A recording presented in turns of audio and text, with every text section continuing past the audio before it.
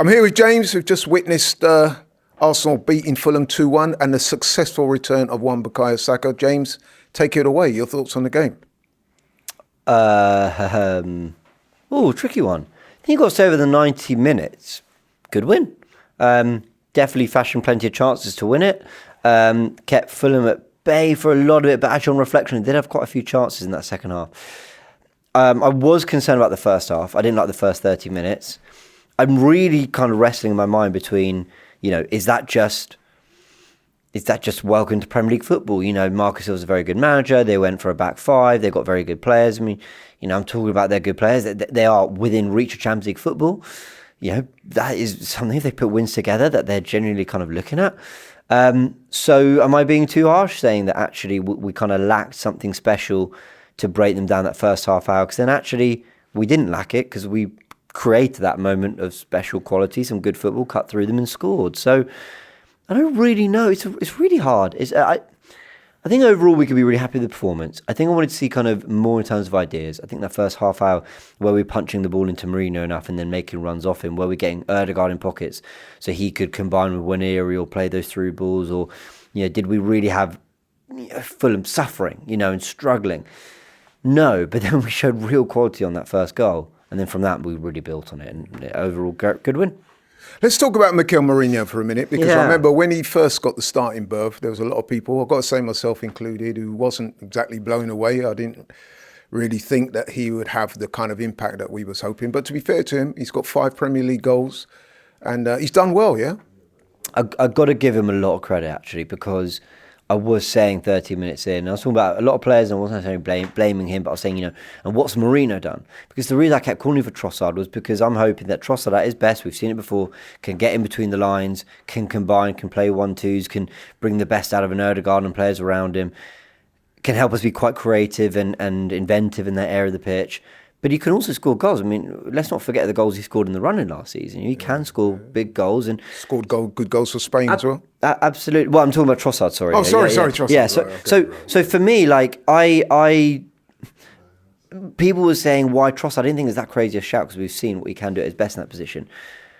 But Mourinho, having, I thought in the first 30, done what I felt he did a lot in the Forest game, in the Man United game, which was kind of, try and run, but not... In fairness, I mean, oh my word, he doesn't need many chances to score. Yeah. He doesn't need much of a sighted goal. And, as long as he's... I've not seen him shank an effort yet. Every chance he's had, he's connected with it well. He scored, was it 5 goals in the league, you said? Yeah, or, 5 Premier League goals. But then there's the PSV goal I thought was really well taken. Yeah. And then actually, once he scored that first goal, I thought his hold-up play, lovely long ball from Raya that he took a brilliant touch and I think rolled it to Ødegaard. That was great. But then everything after that, I thought, driving with the ball better, good cross into Martinelli, flicks it on for Saka. I thought he did some really good things after that in his general all-round performance. That's probably Mourinho's best game in an Arsenal shirt overall, when at 30 minutes I was going, this is why I think we need to try something different. Yeah. It's not that I thought Trossard was a perfect situation. I just thought, why not? We got to beat Real Madrid here, people. Yeah. But in fairness, Mourinho is holding on to that shirt, and as much as I've championed Trossard in that false 9, even I'm saying that Mourinho now, he's absolutely got hold of that. Yeah, I would agree. And I think what Mourinho is showing is that he's a good footballer, both in terms of, the way he thinks about the game. Mm-hmm. His technique is good, and he gets himself in positions. And like you said, James, he really shanks efforts, gets them on target, and you're going to go score goals. Yeah, and I'm really glad you talked about him as a footballer overall, because he dropped into midfield. I thought actually did well as well. But I've been championing Mourinho almost before he went up front. Up front I've been a bit like, guys, he's still a box-to-box midfielder up front. Let's kind of rein it in. In midfield, I thought he was doing better than people kind of give him credit for. What I think people have seen, weirdly from the stint up front, but I still think it can be applied to midfield, is that this is someone who, if Arsenal get to a point like we were last season where we're controlling games and we need those third man runs into the box, he can give us a goal threat, but from midfield and kind of play in a more natural position. But he's someone who can really smell where the ball's going to go in the penalty area. And, I said it and you just echoed it there. He asks a question of the keeper. He doesn't really shank it. He makes a good connection. He shoots a conviction. Fair play to him. Yeah, no, absolutely, I agree. And in the second half, as you said, the first half wasn't great, but I thought we picked up in the second half. We did. the levels picked up, and of course, 65 minutes, on comes Saka, the whole ground's waiting for that moment. Yeah. He comes on, and within a few minutes of coming on, he scored Arsenal's second goal, which turns out to, by the way, to be the winner. A word for Bukayo Saka. Yeah, I mean, so happy for him. I think it was the lift. It was a lift that the club needed. We need a lot of lifts. And I think the Bertha appointment, Saka, I mean, the thing is the Gabriel injury overshadows it. Now, hopefully, you know, at the time of recording, we don't know, but I'd love Arteta to come out and say, look, he felt something, but it's precautionary. He just didn't want to take a chance. I've told him not to take a chance. But I don't think that's what he'll say. I think he's going to say, yeah, it's really unfortunate we've lost Gabby. Hopefully it's not too long. It's just a bit of a nightmare situation. That overshadows what was the comeback of our best player. And he's our best player. And I think in previous seasons that's been doubted. Saliba, Gabriel, Rice, Erdegaard, they've all knocked on that door for who is Arsenal's best player, even just last season alone. But it is Bukayo Saka. Because when Arsenal weren't great, you know, at the beginning periods of the season, he was still putting up the numbers and still dragging us to perhaps points we didn't always deserve. So it's great to have him back, and there he is getting the second goal. But a shout out to Martinelli, because we didn't just get the return of Saka and a return of him scoring. We got the return of our blistering wingers, and I don't think we've really said that since 22-23. Right. You know, those two, when we were at our attacking best under Arteta, those two were lightning. And you got Saka with the output there. We know Saka can terrorise fullbacks. What I saw Martinelli do today was drive. He had Castagna at one point, 1-on-1, very early in the first half. And I looked at him and went, you're going to do too much here again, go down a blind alley. But he timed it right and he beat him, got to the byline and did fantastically well. Couple shanked crosses here and there, but generally had the beating of Castagna, both through pace and skill. Yeah. And then what I loved about the second goal was when he had two players around him, and you can easily, right, when they're side by side, you could easily just turn back, because that's where everyone is.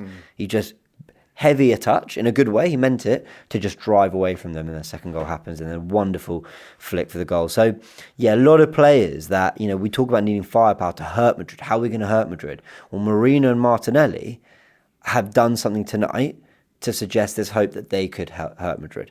Absolutely. And hope. Yeah, exactly. But yeah, you're right.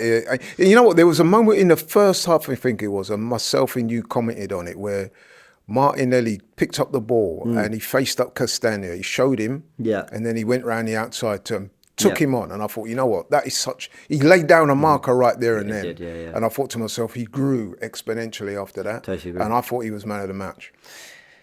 Yeah, I thought Partey was great. I thought Martinelli was great. I think Marino, you know, obviously got the first goal. Timber played a big part. I mean, do you remember when it looked like Traore was through on goal and Timber just steamed back and made a big tackle? He also made the big block, which ultimately was how he kind of hurt his knee. But also, you know, that 1-2 where he should have scored, and played a massive part in that first goal, because he decides to step beyond. I don't mean to sound like an idiot with these technical terms, and it's not particularly technical, but I think normally he'll tuck in next to Saliba and Gabriel a little bit. He decides to step forward a little bit more into midfield. Partey, I haven't said a single technical term since I said that. I was going to say he kind of steps out of build-up, but yeah, I know what you mean. You'll know what I'm trying to say. We know what you mean. But it's nothing intelligent about it whatsoever. He moves slightly more into midfield beyond Partey and says, right, there's a small gap, but if you can thread it through, which we know Partey can, boom, I've got the back four to run it here. And he does, he takes a touch. I can't remember if he carries at all really, but very quickly releases into Waneri. And with that pass, he says to him, I'm telling you where to go. No, don't hang out there. I'm telling you to get in behind. Waneri reads it, cuts back from Marino brilliantly, and 1-0. So Timber gets a massive shout too. Yeah, I thought there was a few good performances today, and Timber was definitely one of them. Now, listen, we got to end with the slightly sour note. It could overshadow it. I hope it doesn't. We've not heard the news yet, have we, about the injury, the nature of it?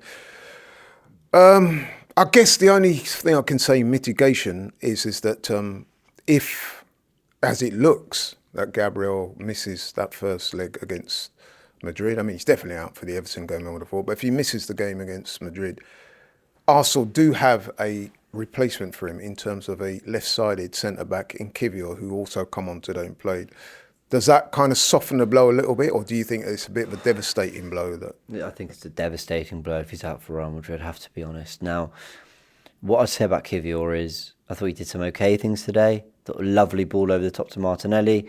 Won a few, decent battles, but he got bullied by Traore when that shot was sort of shanked by Traore. Most people would, though, to be honest. I know, but yeah, I don't know. He couldn't deal with his pace and power, and he just dealt with the situation poorly because actually Kiwior had possession before he lost it, Traore there, and also he lost Muniz at the back post. So as much as he did okay, there was kind of two really bad moments for him in there. Of course, we do end up conceding, but I'm not really sure that's his fault. We need to watch it back. Maybe it's not his fault at all.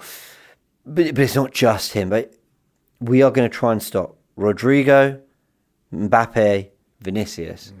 And if we do, there's then Bellingham, and they could bring on Arda Güler. And then there's, I forget the number 10 who played at Man City and AC Milan. But, I forget his name. But there's a lot of talent there.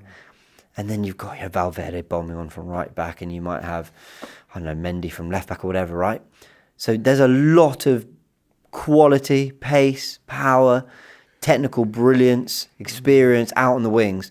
So I'm not just looking at Gabriel. You're selling this very well, I must admit. But all this to say, I'm not just looking at Gabriel to be fit. Calafiori, Ben White and Timber, who at the moment, 2 of those 4 I've mentioned have gone off. One of them's been ruled out for a few weeks and the other didn't make the matchday squad. I mean, even in rotating fullbacks, I want to get to a point where 65 minutes in, we're able to say, right, Timber, Lewis, Skelly, fair play, Cala and White, you're on. Because we need to see this out. Because they're going to be, they're going to have to work their work cut out for them too. So I'm really concerned about the injury front. That's a big blow tonight, I have to be honest. It is a big blow. But I guess we've got to stay positive, James. Absolutely. We won another league game. I think we've won it with some distance, even though we conceded a goal right at the end. It was sloppy, thoroughly back deserved. in. But I do think it was thoroughly deserved. And like I said, the star boy comes back, scores a goal. So we have to end on a positive note. Absolutely. But James, thank you very much. I always get that wrong.